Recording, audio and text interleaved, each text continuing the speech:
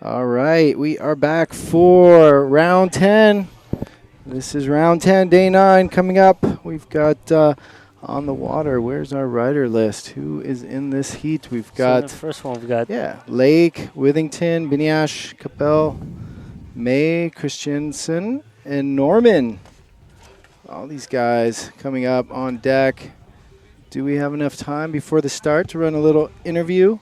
Absolutely. We're still not in sequence, so we're still a few minutes from the start. Okay, so we got some time. So if you've watched some of the earlier rounds, we did roll some of these before, but we've got Lake and Withington, both those guys we got little clips of, just to give you an idea of who they are.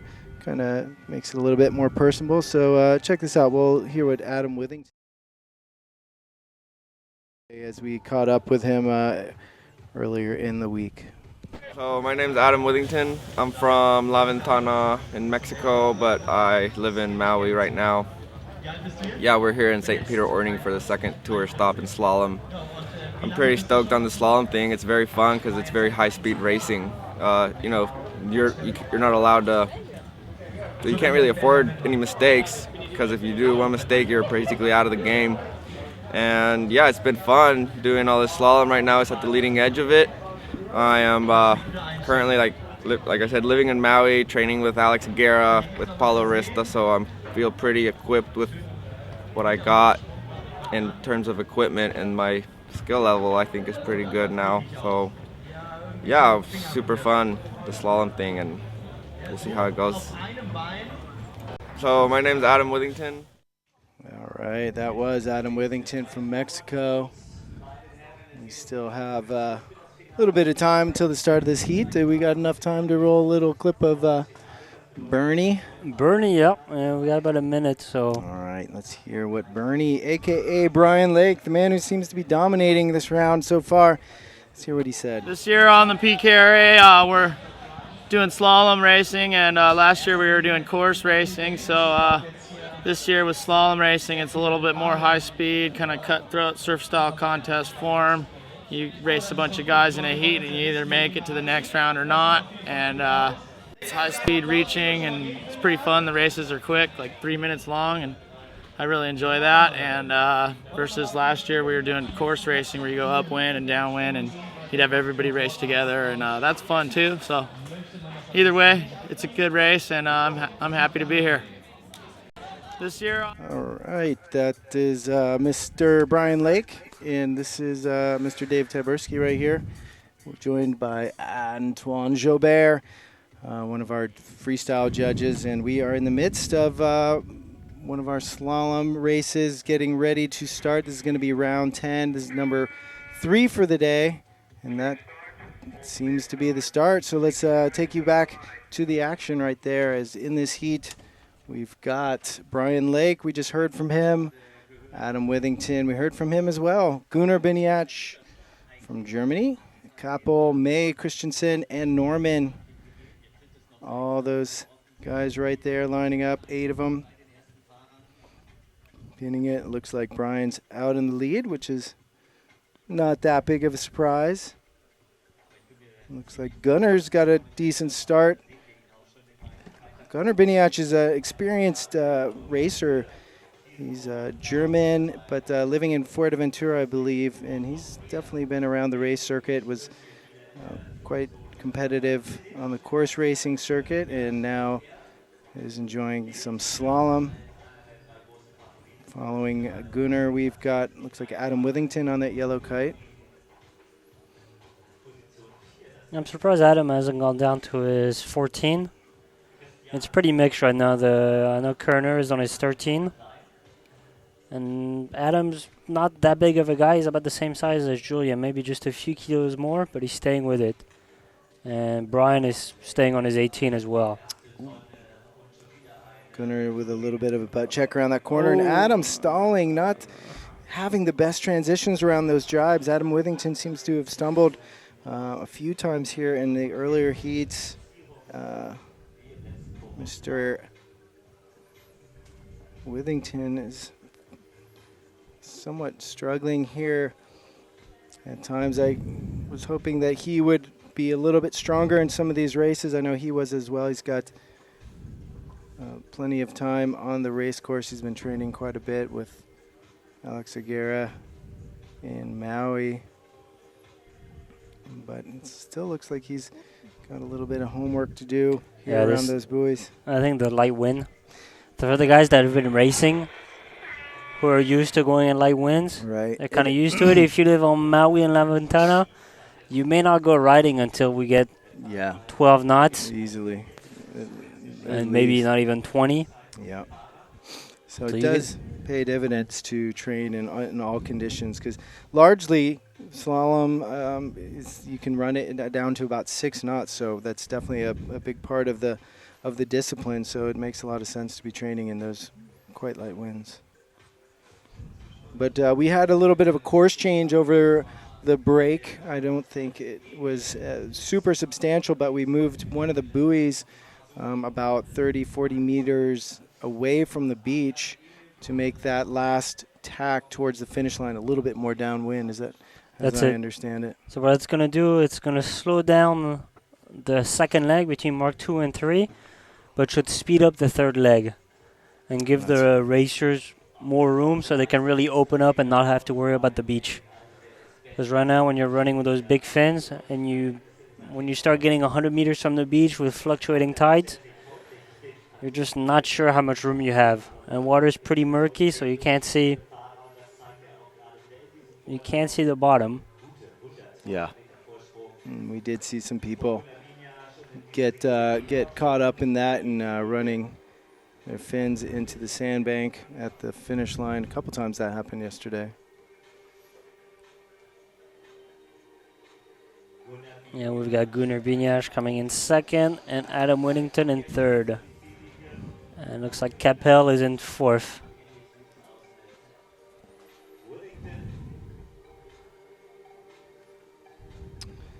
So that's going to do it. I think we've got our next round already in sequence.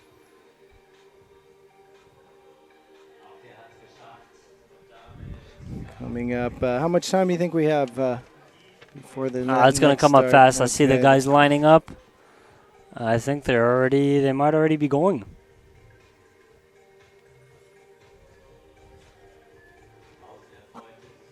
And it looks like they are. That would be the start right there.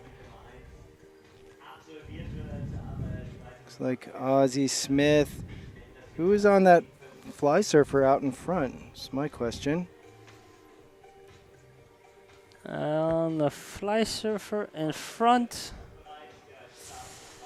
my guess would be Rogue. Yeah.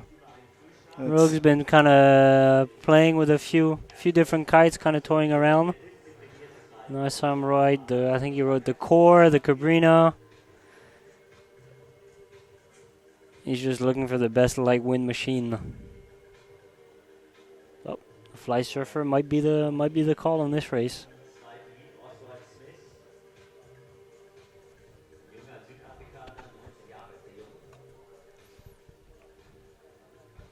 And it looks like Smith is in front. So that Smith Gruber is still. All right, Smith coming around. Gruber in second. Mystery Man on the. Oh no, Mystery Man went wide, gave room to Marcis. Let's see if he can catch up.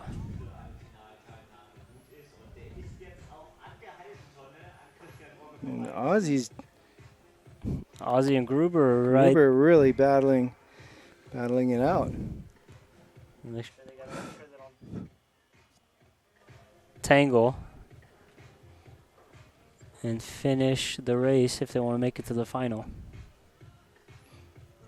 Yep, these guys are battling for 1, 2, and 3. These are the spots, the coveted spots, meaning you're going to go on to the finals. So 1, 2, and 3. If you're not first, second, or third, you might as well be last, because that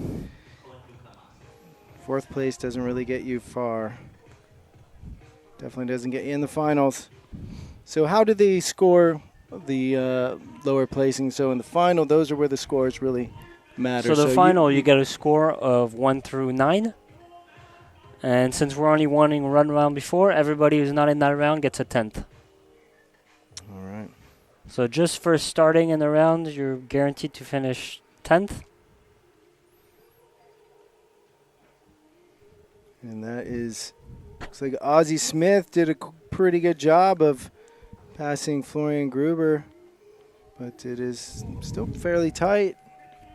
Anything can happen, and this is the high-speed tack right now that we just mentioned as we move that buoy, and it looks like both these guys have pretty good board speed, but Gruber is really closing that gap here. He's got plenty of time to overtake Oswald Smith. Can he do it? They're about 500 meters from the finish line. And so right now the smart strategy would be to back off and rest for the final and save it, but when you're neck and neck like that, it's kind of impossible to hold back. The thrill of competition and someone creeping down on your back, you don't really want to give it up. I know Ozzie doesn't. He's been fired up on the racing thing for quite some time, and definitely fired up to improve his standing, and he's done a pretty good job so far. He's definitely a contender for third at this point in the game. Yeah, if you're doing these slalom races, you're already pretty much a fierce competitor. It's pretty scary going full speed with 9 other guys with big boards, big fin, big kites all coming at the mark. So it's definitely not for everybody. But it could be for you at home. All this gear that these guys are using is readily available from a lot of the manufacturers out there. The class of free race boards, I think, are quite competitive in this realm, in this discipline. So it's kind of a tuned down race board. We are going to see some more dedicated gear coming in from the manufacturers, I'm sure. But this is a discipline that you guys can go to your local kite shop, get a board that's going to work really well, going to be easy to ride, and it's also going to double as a great light wind board. So you've seen throughout the week how light of winds these guys can go in. It's pretty impressive. And one of the fun things with slalom, it's a completely open format. So if you're just doing a race, you can race, like Sabrina Lutz on a twin tip and do great, or you can bring a custom race board if you want to tune some gear. Anybody can come out with any gear. And depending on the conditions in the day, pretty much anyone can take it. We saw plenty of competitors being competitive on twin tip boards, and especially in stronger winds. Talking about strong winds in 6 days already? No, 7 days. In 7 days at this time, we'll be racing in Fuerteventura for the third stop of the year. So we're going to see completely different racing. Definitely. It's going to be interesting. I hope the course is a tight one, because I really want to see those guys go head-to-head. Quite a great venue, Playas de Jandía. Sotavento is the beach where we'll be having that event, and it's pretty much offshore, side offshore winds, so it's going to be a great venue for slalom. Yeah, the first mark is going to be right in front of the beach. Well, pretty much same as we have today. So you can see everybody watching, following, and it's the same thing in the Canaries, just with an extra 20 knots. An extra 20 knots, with the occasional gust of 45. And shifting wind. Yeah. No, I'm really looking forward to bringing that to you guys at home, because it makes all the difference when the action is up close and in your face. So do plan on being with us for the live stream, as we're going to continue our live stream as we move on to our next stop for freestyle and slalom in Fuerteventura, Canary Islands.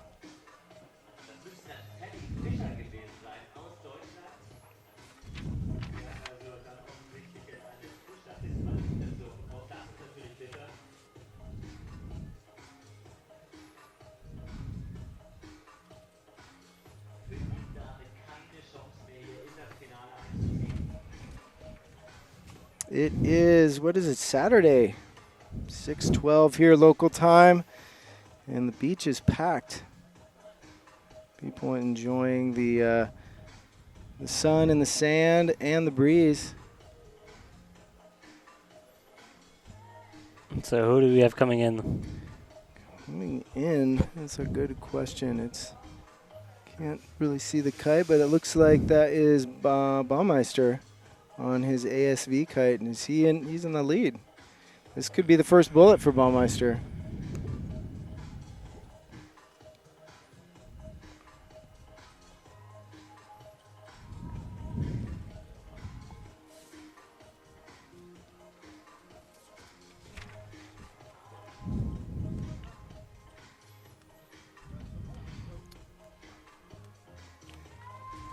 So we've got our women's heat coming up, women's final coming up. Following that, the men's final. So the 3 guys from winning this heat and the top 3 guys from the past 2 heats are going to go head to head.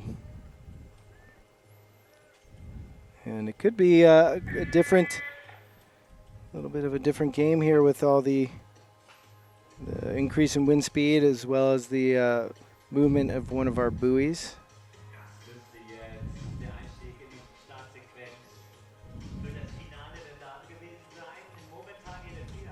And you can see that sun is quite backlit. It's starting to dip down. It's still fairly high, but this late day sun, looking into it, does make it a bit challenging here. See what's going on, but we got a red flag up for the start of our women's final. How much time does that mean we have? The red flag means 2 minutes. It's been up for about a minute and a half, so we're looking at about a 1:30 start. Okay. Well, and let's see if we might be getting to our last race of the day. I don't know if we're going to do one more. I think we are. I think the plan was to do a full, complete round of 4, so that would be another round after this. And as is usual, we take a 15-minute break, let these athletes take a bit of a rest. So let's see if Tatiana is going to get that bullet. Take one away from Boninger. Unless Boninger has had enough of winning and decides to take a breather, have a jeever. Take a breather, have a jeever. That's what we're going to be doing after this, Antoine, as we are at day number 9 of our 10-day event here in beautiful St. Peter-Ording, and it has been a spectacular 10 days or 9 days so far. I mean, yesterday was definitely one for the history books if you were lucky enough to be with us. See all the action that went down. We had a super final. We had a number of injuries. Bruna Kajia injuring her knee, and Yuri Zun with a shoulder injury. Mark Jacobs winning the first, taking first for his first time ever. And so quite an event so far. All clear start for these ladies on the water. We've got Boninger, Tatiana, Bremer, Lutz, and I don't know if Bozy made it out in this one. I'm not sure we haven't seen Bozy in any of these heats so far today. I'm not sure if she's just decided since I don't think she was had the 3rd spot. I think she was in 4th. She might have just called it good, or she was, but that opens the door for some of these other riders. Sisiova, Tatiana on the Ozone, Bremer on North, Boninger on that Fly Surfer, and Lutz also on that North.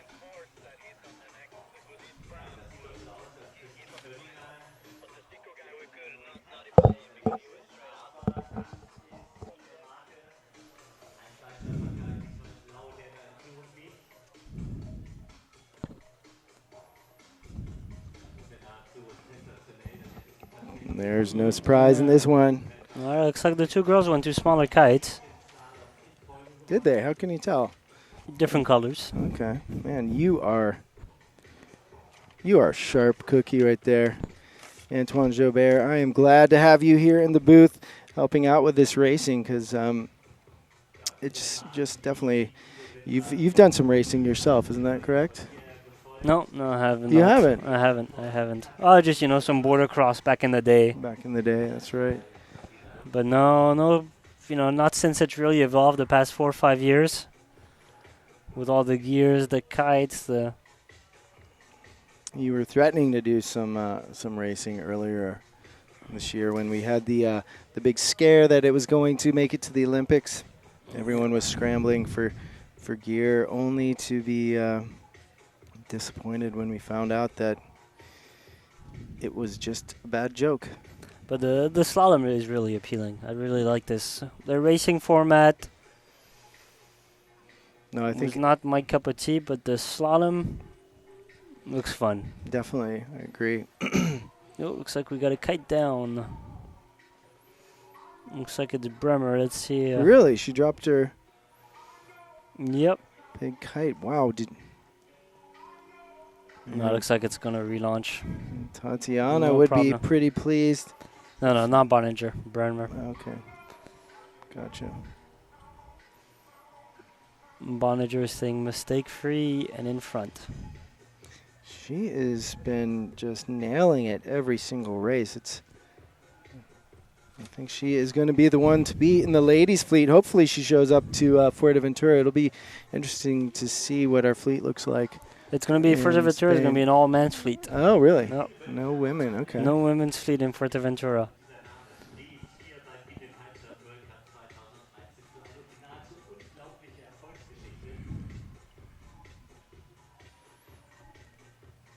So the beach is still packed. The beach is packed. There are just people enjoying every inch of this massive beach, and it is huge. I mean, this is where else in Europe can you have a beach that's like 1.5 kilometers wide and drive on it and have wind and beautiful weather to enjoy and pass the day?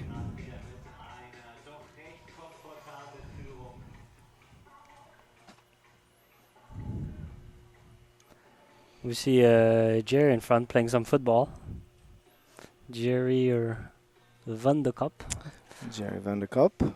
our tallest freestyler in the world. He is a big guy. I think the last time he was measured, he was at 2 meters 5. And what does that mean for those of us? From don't speak from meters. across the pond. That's probably about 6'3"? 6'3"? No, more. Really? More like 6'6", 6'8". Wow. More like a basketball player that we could haven't dunk. we haven't seen a freestyler with that height since probably Sky Solback. Back in the day, he was a very tall. He's tall, but Not Jerry's nothing probably close. got a few inches for sure. got a few inches on him. And Nils Niels Wesh, Wesh. he was a pretty tall guy Yeah, as well. he's here. He's here at the event. He was spinning some tunes, DJing one of the first nights of the event. I heard it was pretty good. All right, so the women finished, and Bonninger got another bullet, followed by Tatiana, and it looks like we've got Lutz coming in third again. All right, we see our men's fleet. I'm just looking out of frame here, but there they are, the men's fleet. Warming up and kind of jockeying in position. This is really a lot of strategy comes into play here on the start because, I mean, all these guys are wearing watches. They know when that horn is going to sound and the flag goes up. And what did the race director is not going to keep the boat in a fixed position. So at one race he might favor the boat a bit. Mm-hmm. One race he might keep it neutral, kind of favor the pin. He's going to change it a bit. So racers have to pay attention to what's happening on the course. They can't just do the same thing over and over. What worked the race before might not work in this one. We've got Forrest tuning in on some of the native fauna indigenous here to beautiful St. Peter-Ording, Germany, as there's a lot of everyone, but definitely a lot of attractive ladies around for you single men. I myself am happily engaged. I'm sure that's a huge disappointment for all the women who tune in just to watch me, but It's perfect for these young freestylers. But that's going to be... Is that all clear? And there. Here they are. Yeah, all clear. Clear start for these guys out in front. Who do we have? It looks like we've got Romeo and the Zico. Really? Things are a bit different in this heat so far. We're seeing those 3 North Kites out in front. Brian Lake down, but as looks like Florian's pushing up. It is still way too early to call, as these guys are all screaming downwind for that first pin. You know, we haven't seen any team strategy in slalom yet. We haven't seen any shake and bake. But this could be a strategy pretty soon, huh? You could set up your whole team to kind of slow down somebody. Yeah, definitely. And, you know, kind of the Tour de France kind of feel where one team's working to keep one guy in front. Definitely. And looks like nobody's going to keep Brian in the back. No, Brian just, it's kind of like watching in slow motion. Brian just, no matter where he starts, all of a sudden you just slowly see that white and yellow Kerner inch forward. Oh, looks like the wind's backed off a bit. They're moving their kites a lot on this one. It is 6:30, so the wind may have started dropping a bit. Yeah, I think this is almost a pure thermal. We weren't forecast for much wind today, so we are really fortunate to get what we've got here, but it could be fading as temperature cools off and the sun begins to get lower. Yeah, it looks like Kerner just fell way back. He was on his 13, and the bigger kites are just moving right past him. Wow, you are not kidding. This could be the last race of the day if it continues to drop, but those guys out front are pretty locked. Yeah, Aussie's having a rough one. Looks like Gruber is going to get a big finish along with Baumeister. Yeah, those guys who went to the smaller kites are probably not too stoked at this point. It's got to be a bad feeling when you get to the start line, you're half a mile offshore, and you just realize, like, man, I should have put up that. Yeah, I need another 3 meters on this bad boy. So much on the line, and you realize you made a bad decision. Yeah, well, we've got a battle right here between, geez, we got Brian Lake. Is that someone in front of Brian, or is that Brian's kite? Brian, Florian, and Baumeister. Yep.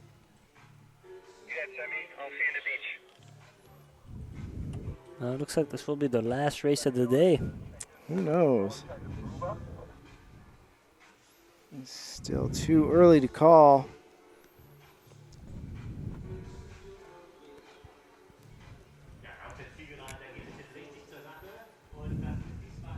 So right in front, first place right now, we've got Brian Lake. Second place, Florian Gruber. Third place, Marvin Baumeister. And, whoa, Castell. Where's Castell in this mix? I see his kite. I'm not sure if you... Is Castell in first? No, I don't think he did the course. Okay. So he's just trying to get out of the way, or what's his deal? I don't know. Look at Gruber's up there. See if Brian hits the beach. No. Oh, Brian just... Oh! That was it. Oh, my gosh. Right there at the mark, ladies and gentlemen. That was Brian Lake just running aground and eating serious I think Gruber sand. got it. Oh, my gosh. It's close, but... That was man. Absolutely at the line. Just everyone was just... Oh, and Oswald just went down. Oh, man. What a and you have finish. Yeah. Looks like there's some happy people out there jumping up and down. Not sure. Hopefully Brian's board's in one piece. We're going to have to get some official results. From here, I'm going to give it to Gruber. But Brian may have snuck in there, but geez. Well, we're going to be back. We're going to take a quick break, and official results on that one are going to be coming up, so stick around. Don't go anywhere. We'll be back in just a few minutes with the latest and greatest here from the slalom at the Beetle Kitesurf World Cup.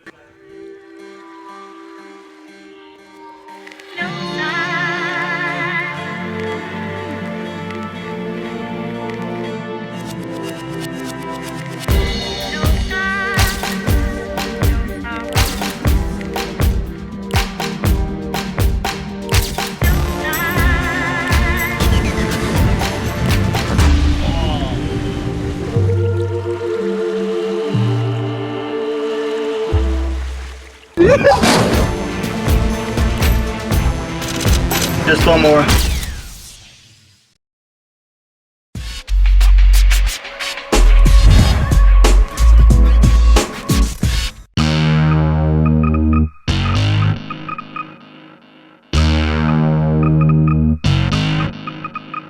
Hits its brakes and pops the trunk, says this you got to see. I got chains and diamond rings, 8 tracks and LPs. Do you like my merchandise? Says still that ain't for me. Just give me the beat. That's all I need. Just give me the beat.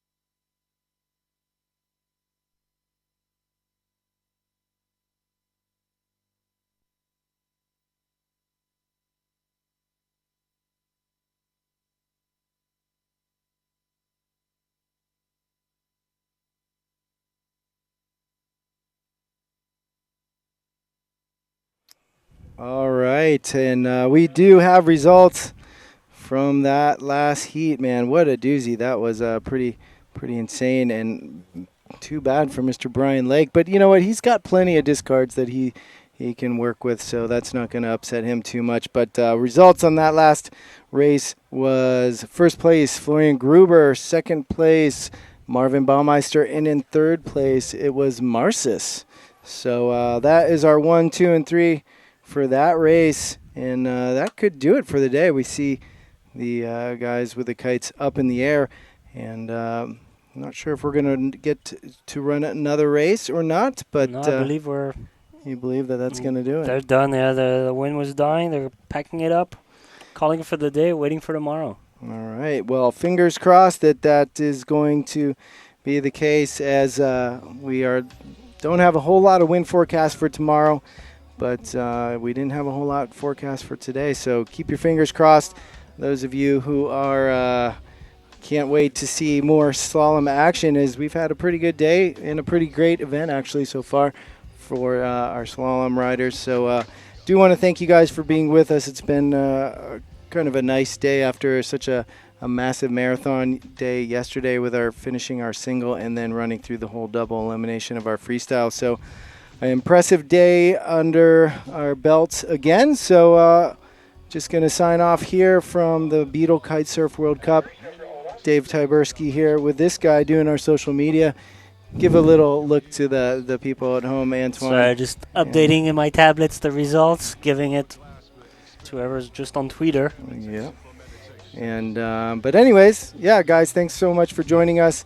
And do plan to tune in tomorrow. Hopefully we'll have some more racing action to bring to you live here from the Beetle Kitesurf World Cup from Day 9. Dave Tyberski, Antoine Jobert. See you next time.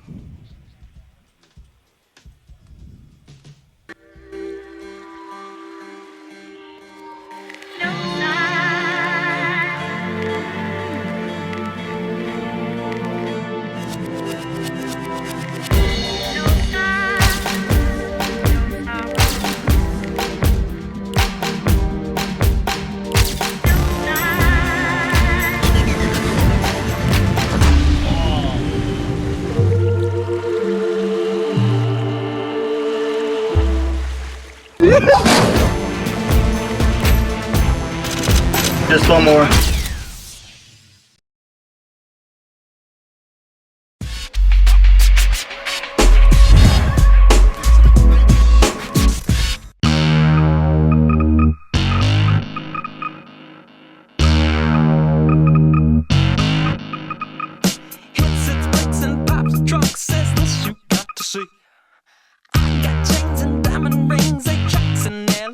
please. Do you like my merchandise? Said still that ain't for me. Just give me the beat. That's all I need. Just give me the beat.